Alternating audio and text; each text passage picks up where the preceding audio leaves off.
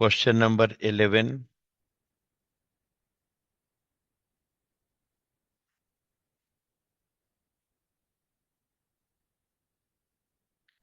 Suppose that characteristic equation of M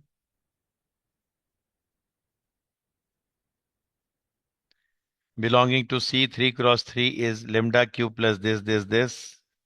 ठीक है ना? तो यही सब ड्रामा lambda कैरेक्टरिस्टिक इक्वेशन दिया हुआ है M का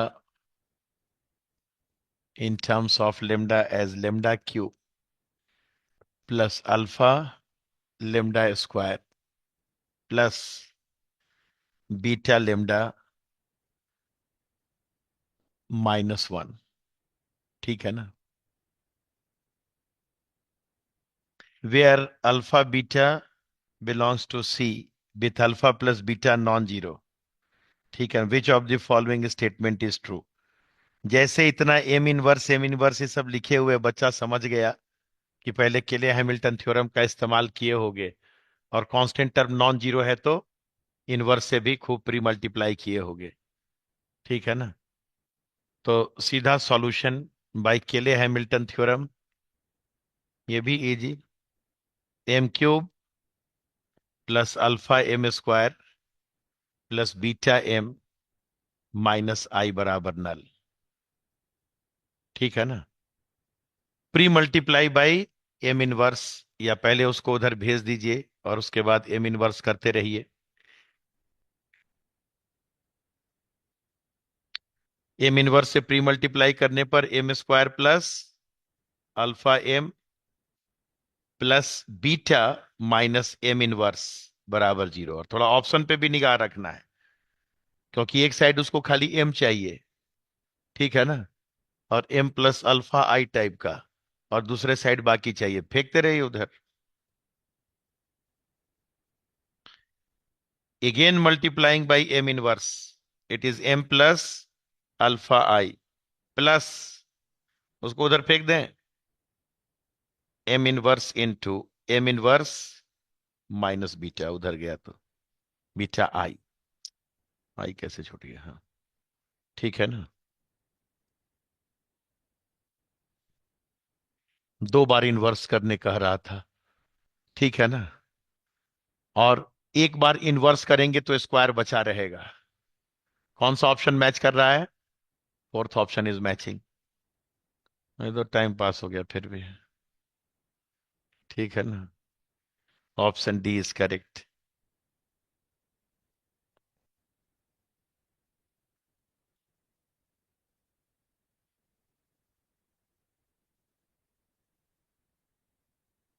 ठीक रहा ना?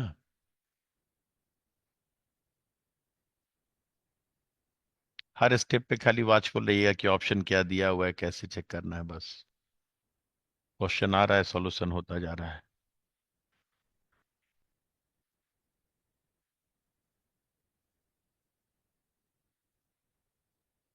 Question 12।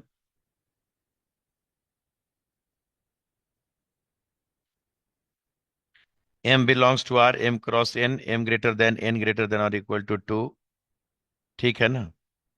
Rank of M is N।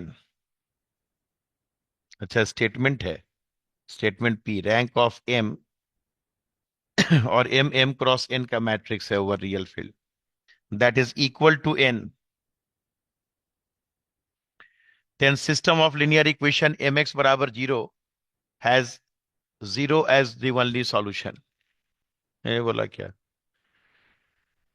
Rank of the matrix is equal to number of column, number of column is equal to number of variable, then homogeneous system of linear equation has unique solution. और unique solution भी क्या? 0। Then mx equals to 0 has only solution as x बराबर 0। 100% true, 100%। साथ में ये भी याद होगा कि रैंक अगर n से छोटा r आ गया तो number of L I solution n minus R homogeneous है। ठीक है ना?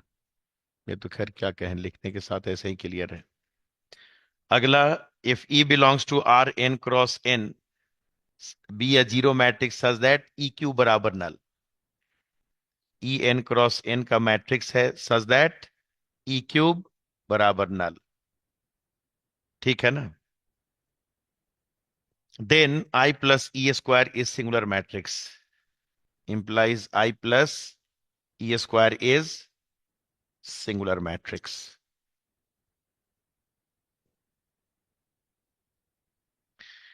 जैसे बोला E cube null, E is nilpotent matrix. E is nilpotent.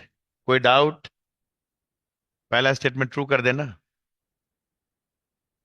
दूसरा में E cube null implies it is nilpotent, और नील पोटेंट का मतलब सारे eigenvalue zero. E is nilpotent matrix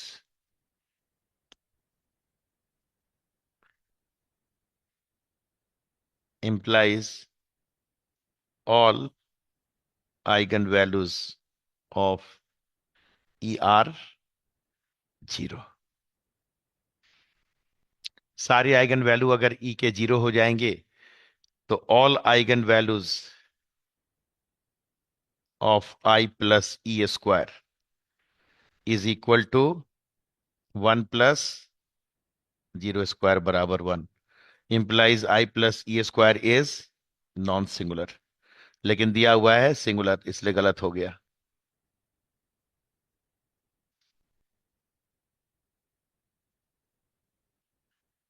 So this statement is wrong. So P is true and Q is false. कोई doubt?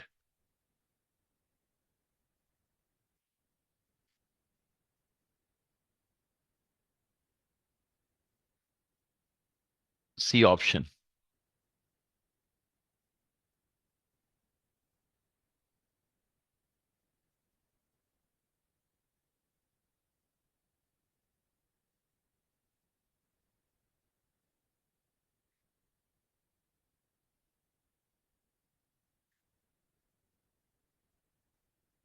ठीक है, उसके बाद कौन सा है?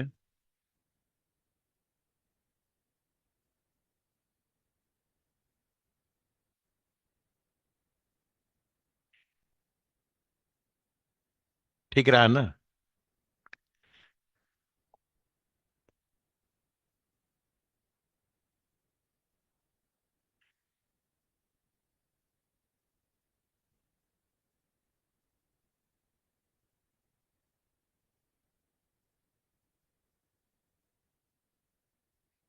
फिफ्टीन।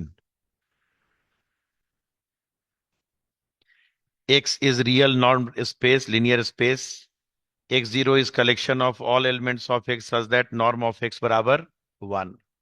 ठीक है ना? So your X0 is collection of X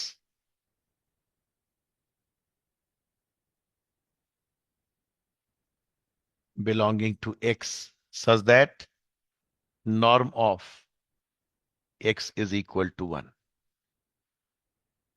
If X0 contains two distinct points X and Y and the line segment joining them, ठीक है ना? X0 contains two distinct points and line segment joining them, then which of the following statements is true? ठीक है ना?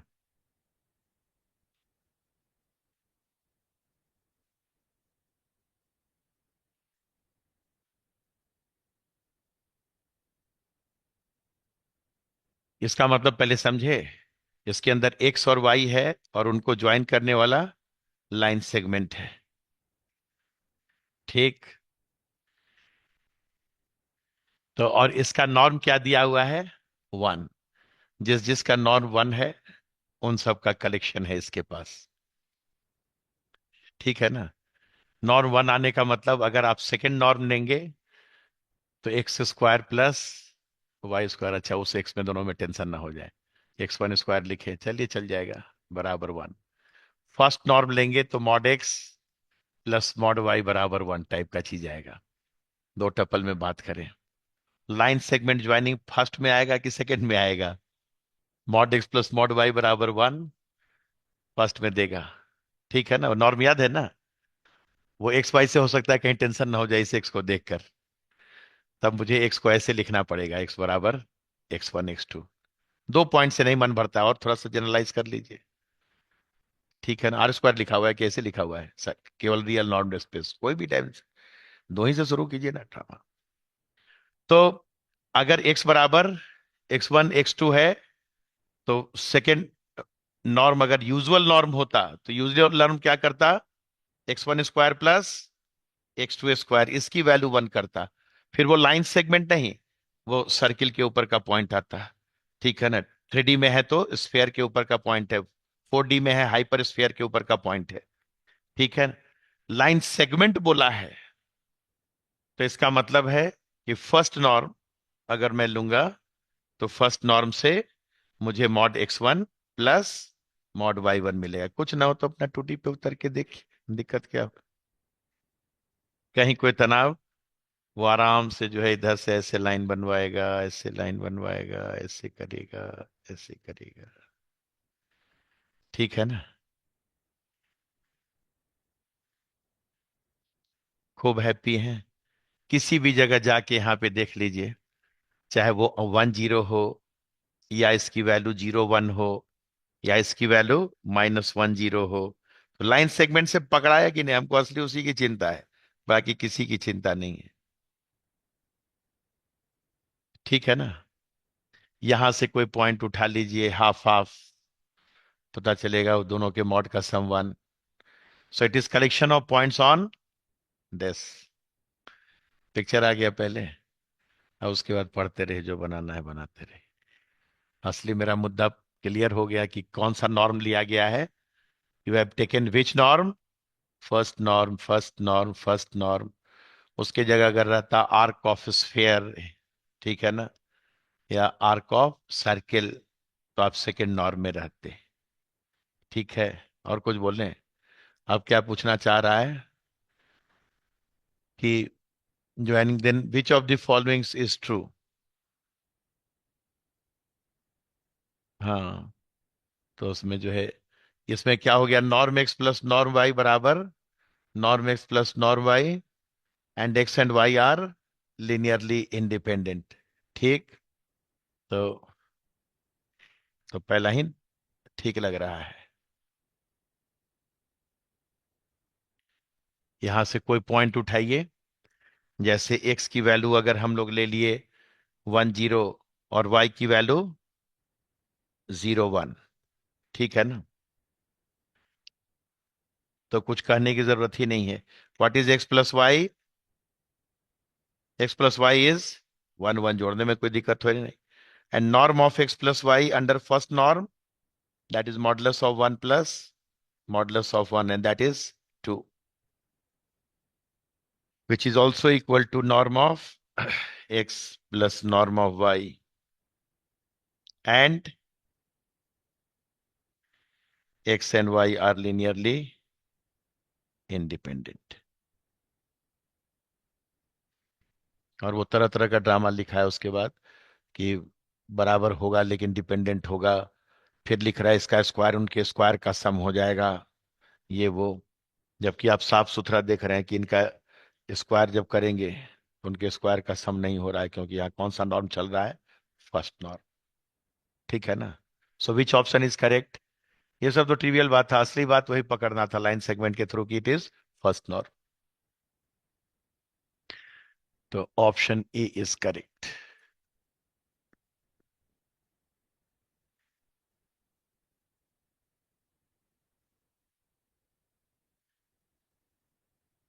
15 हो गया। Question लेकिन कम लिखा रहा है, सॉल्यूशन लेकिन हो जा रहा है, चिंता नहीं करना है।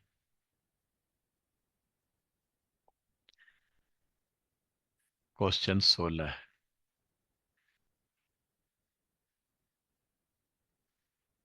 Late E K such that K belongs to natural be an orthonormal basis for Hilbert space H। Orthonormal basis का मतलब जान रहे हैं ना? हर वेक्टर क्या होगा? हर वेक्टर क्या होगा? Unit vector. और any two vector are orthogonal to each other, inner product 0 is orthonormal basis of Hilbert space H define, बाकी वो नाम पे नहीं जाना है, टेंशन नहीं लेना है, ऑर्थोनॉर्मल बेसिस है, बस इतना ही बहुत है।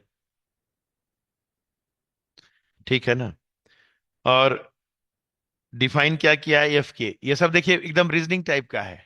एफ के बराबर ई के प्लस ई के प्लस वन, वेयर के बिलोंग्स टू नेचुरल। ठीक है ना। एंड जी जे, ये सब लिखावट में जितना पेशेंस आप रखेंगे ना, मजा उतना ही आएगा। What is g j, sigma 1 to j -1 to the power n+1। क्योंकि बच्चा अगर टेंशन में आता है तो इन्हीं सबको देख करके, अरे यार ये क्या हो रहा है, where j belongs to n. ठीक है ना। देन लिखता तो ऐसा लंबा चौड़ा है कि देख के ही डर जाए आदमी। सिग्मा के बराबर 1 to ∞। ठीक है ना। मॉडुलस ऑफ जी जे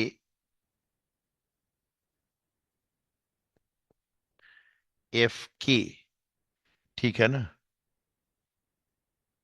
का होल स्क्वायर। ठीक है ना। अच्छा, बराबर कितना, इसकी वैल्यू कितनी होगी, तरह तरह का ऑप्शन है, ऑप्शन को मारिए, बोलिए। ठीक है। इनर प्रोडक्ट जीजे का इसके साथ लिया है। बच्चा आया, अपना आराम से पहले क्या किया, सॉल्यूशन में, सॉल्यूशन लिखने के पहले ही वही क्वेश्चन का एनालिसिस। ऑर्थोनॉर्मल बेसिस भी दूर ना हो, मेरा काम भी हो जाए इतने दूर में, ये रही बात।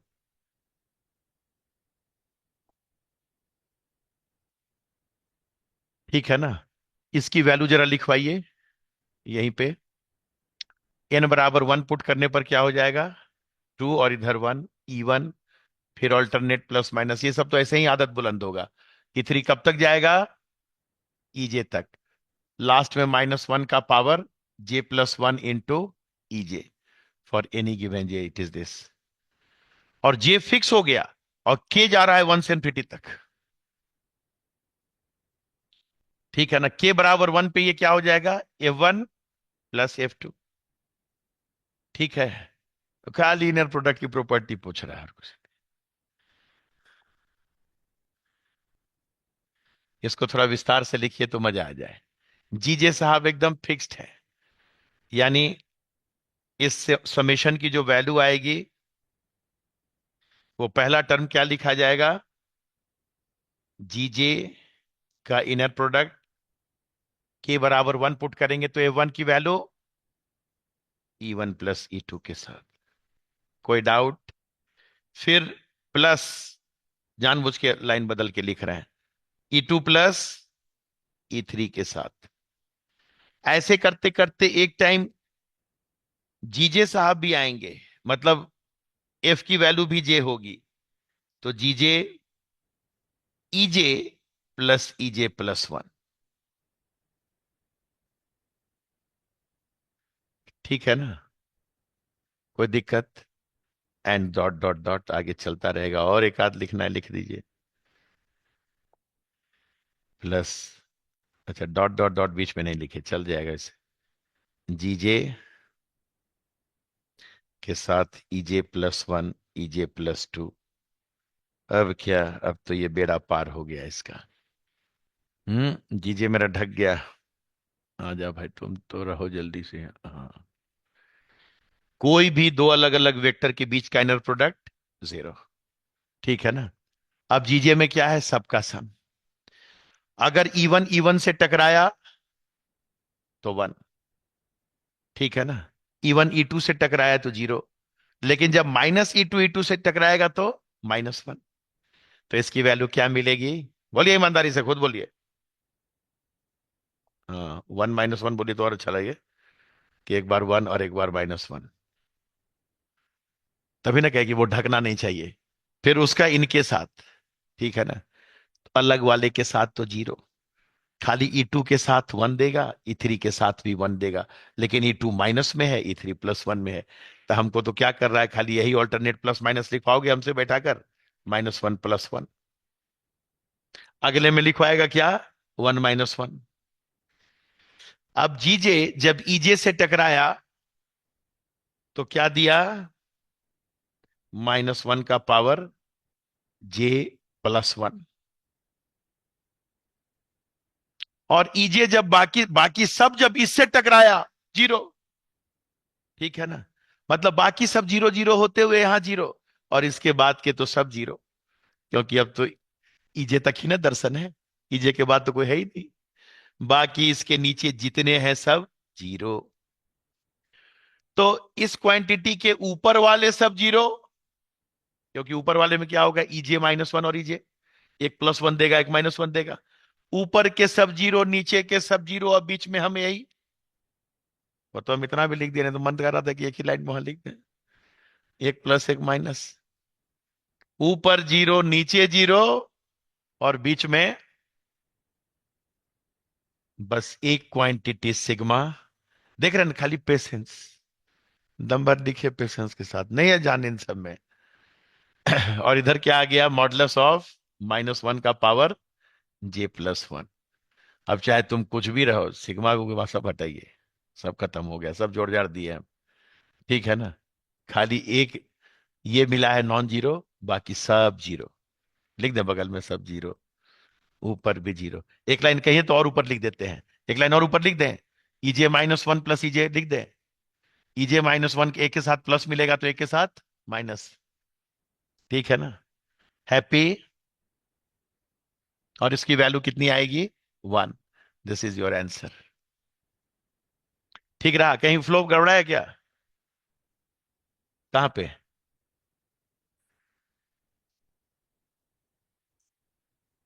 ये इसे नीचे जीजे के साथ, इसके बाद अगला टर्म ईजे +1 और ईजे।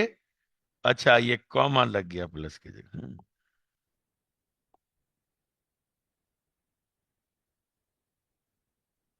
ठीक है ना? प्लस, रंग तो हरा है ना अभी। नीचे वाला ऐसा खुश हो गया ना, 0 आ रहा था, मन ऐसे ही मुक्त था। ठीक है ना? एकदम हैप्पीली। देख रहे हैं? खाली बस पीवाई क्यू से यही सबक लेना है, पेशेंस। कुछ भी नॉलेज के बियॉन्ड तो नहीं है, खाली बस धैर्य। धैर्य से लिखते रहिए, जोड़ घटाव कर रहा है तो अभी पीछे पीछे करते रहिए। तो इसका आंसर 1 कौन सा ऑप्शन है? Option D. So option D is correct.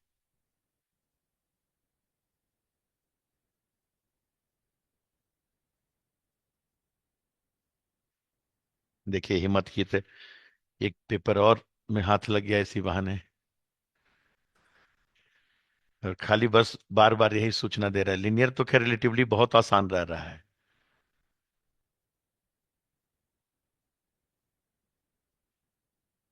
Calculation का झमेला। उसके बाद कौन सा नंबर है?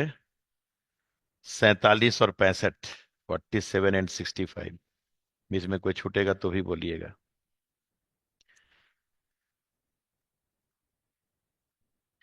Late T from R square to R square be a linear transformation defined by।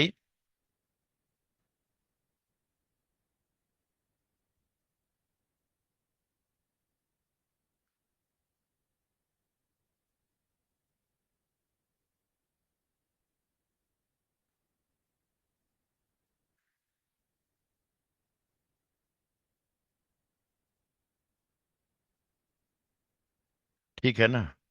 T12 equals to 10, T21 equals to 11। let PQ belongs to R, then T inverse PQ equals to XY। तो कह रहा है कि X की value कितनी और Y की value कितनी।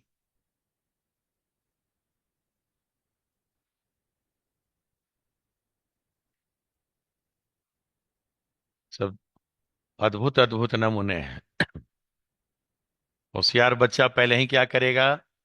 This implies T inverse of 10 is 12। T inverse of second element of basis 11 is 2 1। और टी इनवर्स पी क्यू पूछे हो, तो पी क्यू का कोऑर्डिनेट निकालेंगे इसके टर्म में, क्योंकि एक्स और वाई की वैल्यू पूछ रहा है। अब पी क्यू कितना जल्दी निकालें, सो बोलिएगा। क्योंकि पी क्यू निकालते समय सेकंड टपल में केवल ये मदद करेगा, तो हम क्यों मानने जाए भाई A times of this B times of this, क्योंकि सेकंड टपल केवल तुम दे रहे हो, तो तुम्हारा क्यू टाइम्स लेंगे। और तुम्हारा क्यू टाइम्स लेंगे तब तक ये क्यू हो गया, चाहिए था पी, तो उसका पी माइनस क्यू टाइम्स लेंगे। कैसा रहा? दिस इज इक्वल टू, लगेगा बुद्धि, P minus Q times of 1 0 plus Q times of 1 1। फिर से एक बार बोल दें, सेकेंड टपल केवल ये दे रहा है, तो सेकेंड टपल अगर क्यू चाहिए तो इसका क्यू टाइम्स लीजिए, इसका क्यू टाइम्स लेने पर ये क्यू हो गया, और पहला चाहिए था पी, तो पहले का कितना times, P minus Q times. ठीक है ना, ताकि मिलाकर पी हो जाए, P minus q plus Q will be P. ठीक लगा? So this implies T inverse p Q. थोड़ा थोड़ा बुद्धि लगाना है, लीनियर ट्रांसफॉर्मेशन है, so this is P minus Q into T inverse, हालांकि सीधे अब वैल्यू लिख देना चाहिए हॉल में, plus Q into T inverse 1 1। ठीक रहा? अब क्या, अब तो खाली put part. So this is P minus Q times of 1 2 plus Q का मतलब क्यू, और टी इनवर्स दिस का मतलब कहाँ गया, 2 1, बराबर। फर्स्ट टपल हो गया p minus q plus 2 q, p plus q. Second tuple हो गया क्यू प्लस दिस, यानी 2p - 2q plus q, that is this. So T inverse p q बराबर दिस। तो एक्स की value, T inverse p q का ही नाम x y है। So what is x, p plus q. What is y, 2p - q। I hope calculation is again good. ठीक है ना, बाकी लॉजिक एकदम साउंड है ना। p plus q, 2p - q, that is your B option, and that is also correct one. Logically बिल्कुल perfect. So option B.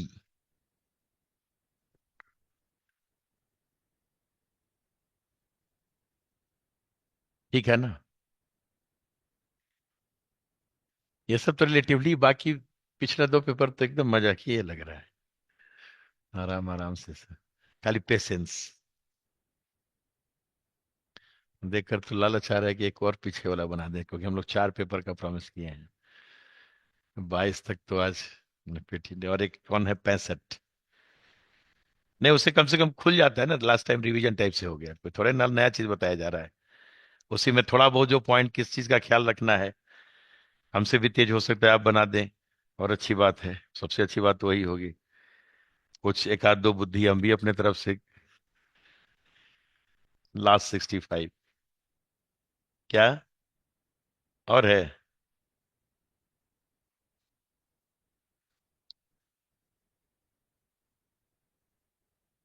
ठीक है ना। अच्छा और था, हम तो कम ही लिखे जा रहे थे। R3 is a vector space with usual operation of vector addition and scalar multiplication. Let X belongs to define subspaces this and that and this. Let dimension of U denote the dimension of subspace U. Which of the following, पूरा dimension का भी definition समझा देता है। अरे असली बात ना पूछो भाई। Which of the following statements are correct? ठीक है ना, R3 के दो सब स्पेस दिए हुए हैं, मतलब 7 क्वेश्चन फिक्स है इसका। इस बार भी तो साथ ही हो गया, पिछले में 6 था। अच्छा, उसके पहले वाले में 7, मैं उसमें भी हमें 7 ही लगा था, 23 में 7 था भाई। 7 है बिल्कुल 7 है, 23 में 7, 24 में 7। क्या? क्वेश्चन 56। ठीक है ना? वो पूरा समझाया, R3 वेक्टर स्पेस है, यूजुअल टोपल सब एडिशन, ये सब तो नहीं लिखना है ना। W1 इज अगेन ए घोर मजाक, x belonging to R3 such that x1 plus 2x2 minus x3 बराबर 0। क्वेश्चन देखते के साथ ही लग रहा है कि तमाशा है। W2 बराबर x belonging to R3 such that 2x1 plus 3x3 बराबर 0। ठीक है ना? तो पूछ रहा है डायमेंशन। मारिए गोली, सब डायमेंशन निकाल देते हैं इसका, उसके बाद बताते रहिएगा। What is dimension of W1? 3 - 1, क्योंकि R3 के ऊपर R सब स्पेसेस भी लिख देता हूं ऑफ R3। ठीक है ना? एक linearly independent restriction, this is two dimension of W2 equals to फिर एक single independent restriction. So W1 intersection W2 पहले पूछिए क्या होगा। That is that x belonging to R3 such that x1 plus 2x2 minus x3 भी 0। And इतना घटिया दिया है कि क्या इसके लिए मैट्रिक्स बनाएगा? 3x3 बराबर 0। ठीक है ना? दोनों डिपेंडेंट तब होता है जब एक दूसरे का मल्टीपुल होता है। खाक मल्टीपुल होगा, इसमें तो x2 ही गायब है। ठीक है ना? तो दोनों independent restriction. So what is dimension of intersection? 1। 1 से भी अच्छा 3 - 2। ठीक है ना? एक ही बात है इधर। बराबर 3 - 2 बराबर 1। क्या पूछोगे भैया? प्लस का पूछोगे? पूछ लो, तो एक लाइन का तो थ्योरी है। The dimension of W1 plus W2, that is 2 plus 2 minus 1 बराबर 3। अर्थात W1 plus W2 इज साक्षात R3। सब स्पेस का डायमेंशन वेक्टर स्पेस के बराबर, तो वेक्टर स्पेस ही है वो। ठीक है ना? अब पूछिए क्या क्या पूछना चाह रहा है। पहला ऑप्शन है W1 और W2 का dimension same. Yes yes, same. ठीक है ना? अब ऑप्शन देखिए, लिख के मैं टिक और कट करूंगा। A, B, C, D. A is correct. Dimension of W1 plus dimension of W2 minus dimension of R3 बराबर 1। Yes, 2 plus 2 minus 3 is 1. So you are correct. ठीक है। Dimension of W1 plus W2 बराबर 2, गलत। That is 3। ठीक है ना? Dimension of W1 intersection W2 is 1, गलत। It is 0। Right? It is 1 सही। ठीक है, देखिए हम क्या जोश में मार देते हैं। ये होता है, ऐसा जोश नहीं हॉल में दिखाना है। इतना मेहनत से बनाए, पता चला टिक मारते समय कह रहे हैं कि ये नहीं, वो मारते हैं।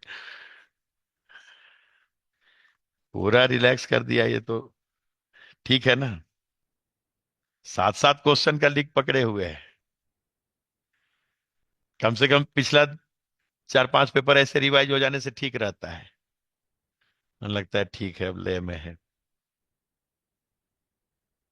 शाम में आप भी रिवीजन ही करते हैं, हम भी थोड़ा साथ साथ जुड़ गए हैं। थोड़ा बड़ा हो गया। क्वेश्चन 65 ना? 56 का उल्टा 65।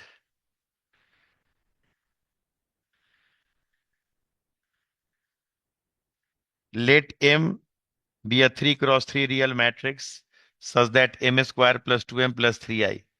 3 × 3 का मैट्रिक्स है और क्या दिया हुआ है? m square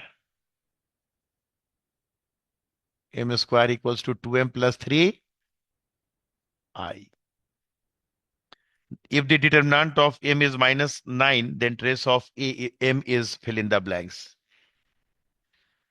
Determinant of m is -9, then trace of m is fill in the blanks। Solution। ठीक है ना? जैसे कोई एनालिटिक पोलिनोमियल दिया, बच्चा खुश हो गया कि minimal polynomial is divisor of every analytic polynomial, और जो भी आइगन वैल्यू है वो मिनिमल इक्वेशन का रूट हो सकता है। मतलब इसी के रूट मेरे पॉसिबल आइगन वैल्यू हैं, कोई बाहर से नहीं आएगा, तो इसके रूट निकालने हैं। Given m square equals to 2m plus 3i implies m square minus 2m minus 3i is null, which implies x square minus 2x minus 3 is an analytic polynomial of m, and any possible eigenvalue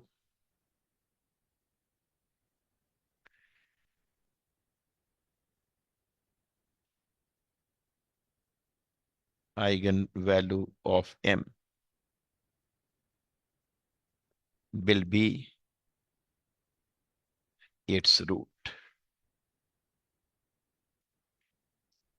और root निकालते समय तो जो मजा आए इसका ठिकाना नहीं, ठीक है ना। -1 एक इसका रूट दिख रहा है, क्योंकि -1 पुट करने पर ये +2, ये 1 और वो -3, ठीक है ना।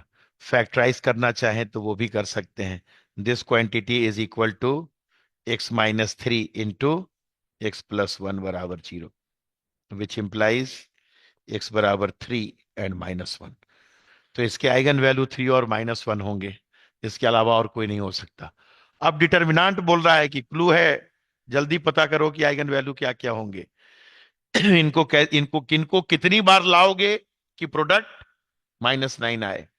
क्या इतना दिन खराब है कि उसके लिए हमें करना पड़ेगा कि 3 का कितना पावर और -1 का कितना पावर गुणा करने पर 9 आएगा? मैग्नीट्यूड 9 है, इसका मतलब 3 कितनी बार? 2 बार। बिकॉज दिस इज, ये अपने चिल्ला रहा है, हम थोड़े चिल्ला रहे हैं। क्या ये -1 into 3 square, so please declare that 2 eigenvalue are 3 and 1 eigenvalue is -1। ठीक है ना, खुश है ना। Eigenvalues of m are -1, 3, 3। So trace of m is sum of eigenvalue -1 plus 3 plus 3 बराबर 5। कैसा रहा?